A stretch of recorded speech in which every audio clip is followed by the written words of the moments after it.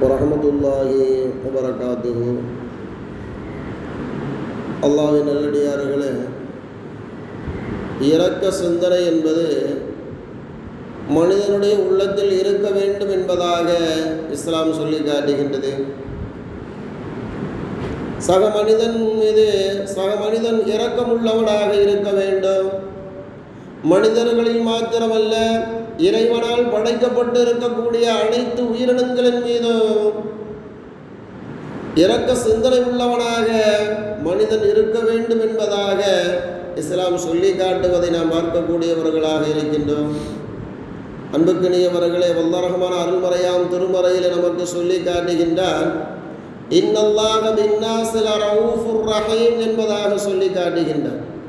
நிச்சயமாக அல்லாஹ் மனிதர்கள் மீது மிக்க இரக்கமும் அன்பும் உள்ளவனாக இருக்கின்றான் என்பதாக அவனை முன்னிறுத்தி இவ்வாறு சொல்லி காட்டுகின்றான்.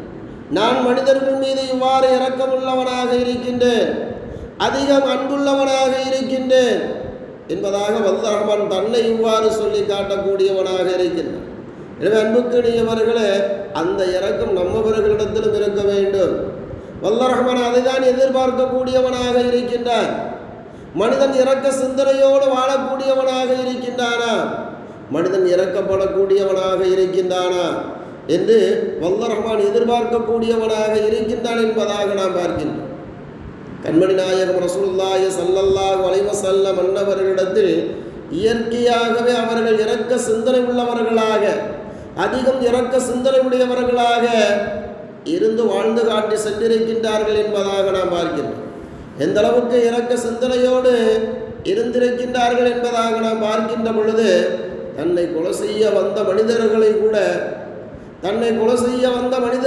கூட தனது இரக்க குணத்தால் அவர்களை மன்னித்து விட்டிருக்கின்றார்கள் என்பதாக நாம் பார்க்கின்றோம். விஷம் கொடுத்து அவர்களை கொலை செய்ய முயற்சி செய்தார்கள். அன்புக்கினியவர்களை அப்படிப்பட்ட பெண்மணியையும் பெருமானார் மன்னித்தார்கள் தங்களது இரக்க குணத்தால். வாளெடுத்து தனக்கு முன்னால் வெட்ட வந்த ஒரு மனிதரை கூட கண்மணி நாயகம் ரசூலுல்லாஹி ஸல்லல்லாஹு அலைஹி வஸல்லம் அன்னவர்கள் தன்னிடத்தில் இருக்கக்கூடிய அந்த இரக்க சிந்தனையால் அவர்களை மன்னித்து விட்டார்கள் என்பதாக நாம் பார்க்கிறோம். இப்படி அவர்களது வாழ்க்கை முழுவதுமே இரக்க சிந்தனையோடு வாழக்கூடியவர்களாக வாழ்ந்து காட்டி சென்றிருக்கின்றார்கள் என்பதாக நாம் பார்க்கிறோம். பத்ர் போர்க்களம், இஸ்லாமியர்களுக்கு வெற்றி கிடைத்தது, இஸ்லாத்திற்கு வெற்றி கிடைத்தது.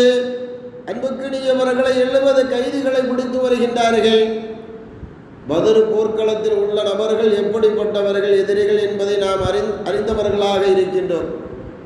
கண்மணி நாயகம் ரசூலுல்லாஹி ஸல்லல்லாஹு அலைஹி வஸல்லம் அன்னவர்களுக்கும் அவர்களது தோழர்களுக்கும் சொல்ல முடியாத அளவுக்குண்டான தொல்லைகளையும் துயரங்களையும் துன்பங்களையும் கொடுத்து வந்தவர்கள். அப்படிப்பட்டவர்களை கைதிகளாக பிடித்து வருகின்றார்கள் 70 நபர்களை. 70 நபர்களும் கொல்லப்படுவதற்கு தகுதியானவர்களாக இருக்கின்றார்கள், கொல்லுவதற்கு தகுதியான ஆட்களாக இருக்கின்றார்கள். அப்படி இருந்தும் கூட கண்மணி நாயகம் ரசூலுல்லாஹி ஸல்லல்லாஹு அலைஹி வஸல்லம் அன்னவர்கள் தங்களிடத்தில் இருக்கக்கூடிய அந்த இரக்க சிந்தனை குணத்தால், இரக்க சிந்தனையால் அந்த 70 நபர்களையும் மன்னித்து விடுங்கள் என்பதாக கூறி மன்னித்து அனுப்பினார்கள் என்பதாக வரலாற்றில் நாம் பார்க்கக்கூடியவர்களாக இருந்து கொண்டிருக்கிறோம். இந்த அளவுக்கு கண்மணி நாயகம் ரசூலுல்லாஹி ஸல்லல்லாஹு அலைஹி வஸல்லம் அன்னவர்கள் இரக்க சிந்தனையோடு வாழக்கூடியவர்களாக இருந்திருக்கின்றார்கள் என்பதாக நாம் பார்க்கிறோம். அந்த இரக்க சிந்தனை குணம்தான் எனது உம்மத்தார்களிடத்திலும் இருக்க வேண்டும் என்ற கவலை உள்ளவர்களாக பெருமானார் ஸல்லல்லாஹு அலைஹி வஸல்லம் அன்னவர்களும் இருந்திருக்கின்றார்கள். அப்படிப்பட்ட இரக்க சிந்தனை உடையவர்களாக நாம் ஆக வேண்டும். அன்புக்கினியவர்களை, உஹது யுத்தம் பெருமானாருக்கு பல் ஷஹீதாகிவிட்டது. பெருமானாருக்கு பல் ஷஹீதாகிவிட்டது.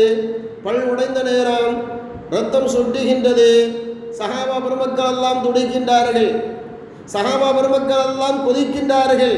யா ரசூலல்லாஹ், உங்களை எந்த நிலைமைக்கு ஆளாக்கி விட்டார்களே, அப்படிப்பட்ட அந்த மக்களுக்காக நீங்கள் வல்லர் ரஹ்மானிடத்தில் துஆ செய்யுங்கள், அவர்கள் அழிந்து ஒளிந்து போவதற்கு துஆ செய்யுங்கள் யா ரசூலல்லாஹ் என்பதாக சஹாபா பெருமக்கள் பெருமானார் ஸல்லல்லாஹு அலைஹி வஸல்லம் அன்னவரிடத்தில் இவ்வாறு சொன்ன பொழுது, அன்புக்கினியவர்களை பெருமானார் துஆ செய்தார்கள்.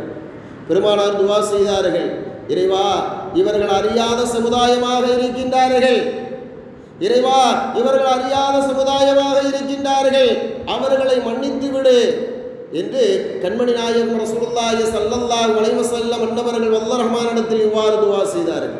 தங்களது இரக்க குணத்தால் இவ்வாறு அவர்களுக்காக துஆ செய்தார்கள் என்பதாக நாம் பார்க்கின்றோம்.